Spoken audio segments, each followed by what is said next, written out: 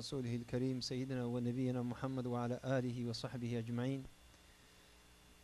As the brother stated, that there are so many brothers who have the privilege to sit with the Shaykh and talk to them, but not everybody have that access to them.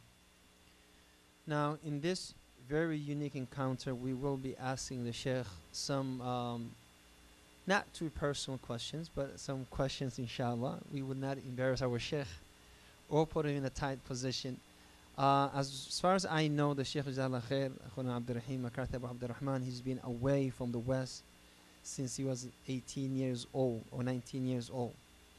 And of course, it's very, very long time experience outside Western society.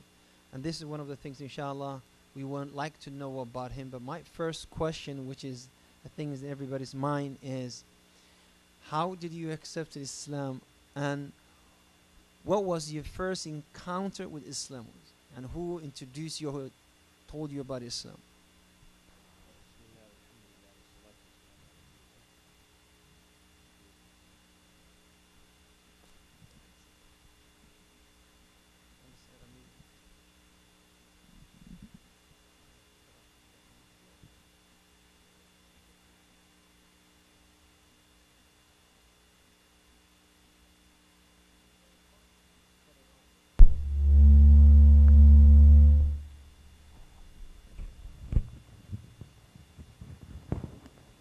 Bismillah, alhamdulillah, wassalatu wassalam ala rasulillah wa ala alihi wa sahbihi wa man wala wa ba'd.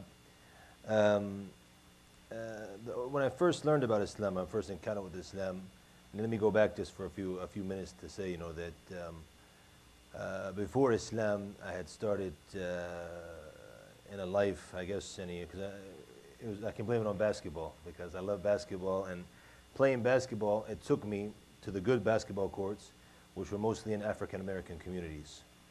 So, and I started to hang out in these places a lot, and I was affected by them and their culture, their way of life, until I actually became like one of them. And during this time, I got into a lot of bad things. The everyday life of the Shabbat, I don't know how open I should be, sitting in the masjid, if we were sitting in the office, it might be a little different, but, and there were some things you feel embarrassed about now that we used to do before Islam and Jahiliyyah. And different crimes and what have you. And this life, I went really deep into it. And I think maybe the only one here who knows how deep is probably Sheikh Kamal. I got very deep into that. And maybe in another episode, if we find the fa'idah, we'll do it. But now I'll just keep it brief. I got into that lifestyle, and I was going down the wrong path. But one of the people who I was with in the life of crime, his father happened to be Muslim. So we were in D.C. one day, and I saw him listening to tapes of the Quran and following in his English Quran. So I started to ask him about Islam.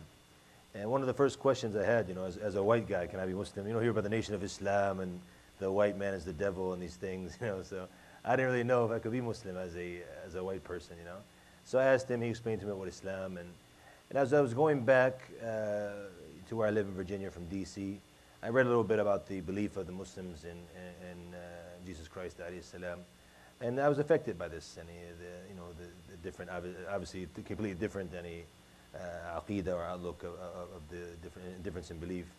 But I left the books on the shelf. I didn't read it for some time, and then I was in a car accident. It's also a rather long story.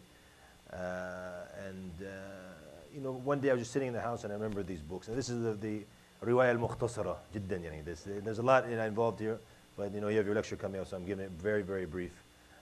And I was in the house, and I remembered the books that I had about Islam. So this one book, even though a lot of brothers feel it's not a good book for non-Muslims, but it was good for me, the Islam Religion of Truth.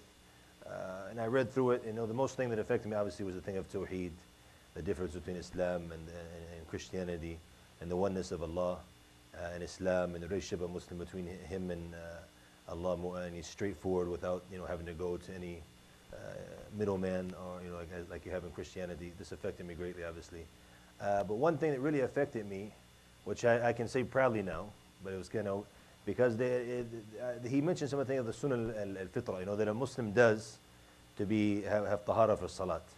And one of the things he mentioned was that if a Muslim uses the the restroom, we'll say, the Canadian style, not bathroom, huh?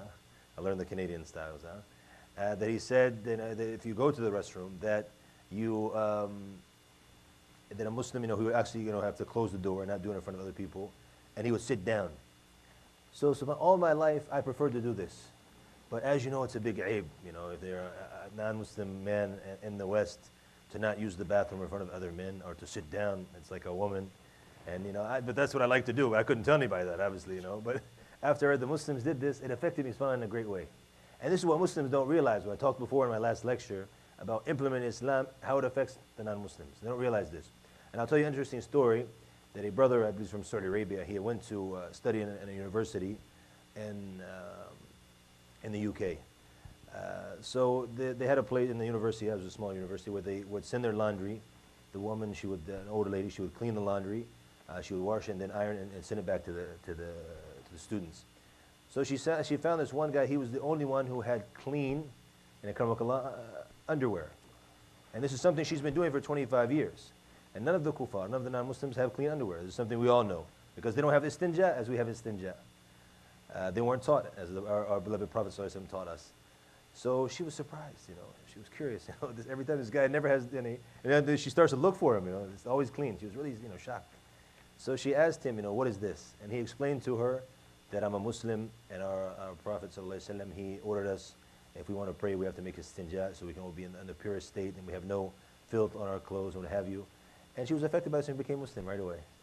So the Muslims don't think about this. This type of thing has become ada. It's become a custom or a culture to the Muslims.